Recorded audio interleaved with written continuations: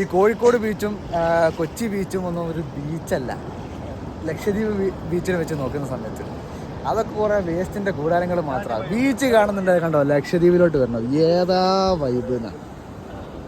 ഇത് ചെറിയൊരു ഭാഗം മാത്രമാണ്, ബാക്കിയുള്ളതൊക്കെ ഞാൻ ഇതിൻ്റെ പിന്നാലെ കാണിച്ചു തരാം. നല്ല പഞ്ചാര മണൽ, നല്ല ക്രിസ്റ്റൽ ക്ലിയർ വെള്ളം.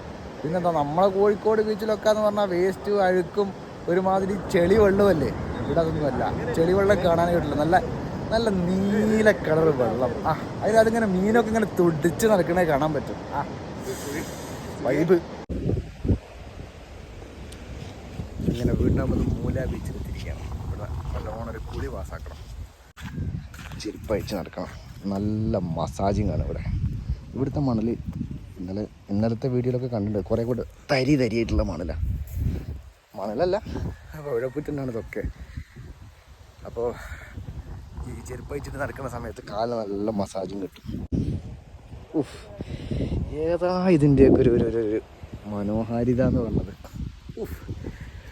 അയ്യൻ്റെ അമ്മോ, കോഴിക്കോട് ബീച്ചോ അതേപോലെ കൊച്ചി ബീച്ചോ എന്നൊരു ബീച്ചല്ല. ഇവിടെ വന്ന് നോക്കിയപ്പോൾ നമ്മൾ വൈകുന്നേരം കൊള്ളാൻ വേണ്ടിയിട്ട് എപ്പോഴും പോയിരിക്കാനുള്ള സ്ഥലമാണ് കോഴിക്കോട് ബീച്ച്. പക്ഷേ അതൊന്നുമല്ല ബീച്ച്.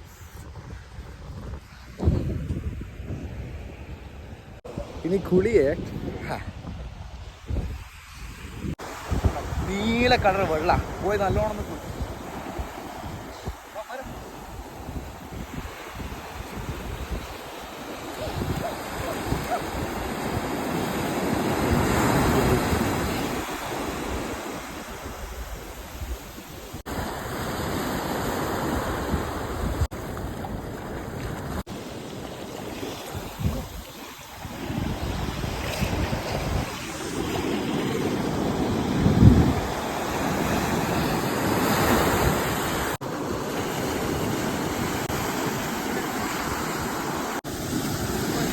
വല്ലാത്ത കടലുണ്ടല്ലോ.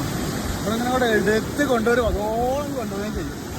അയ്യോ ആടെ കയറി. ഇവിടെ നല്ല തിരയുണ്ട് ഇപ്പോൾ.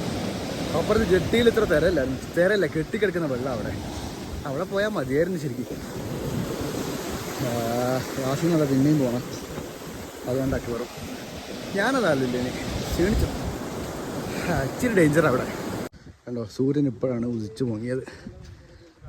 കുളിയൊക്കെ ഒരുവിധം കഴിഞ്ഞു. ഇനി റൂമിൽ പോകണം, നന്നായിട്ടൊന്ന് കുളിക്കണം, ഫുഡ് കഴിക്കണം, ബാക്കി പരിപാടി നോക്കണം.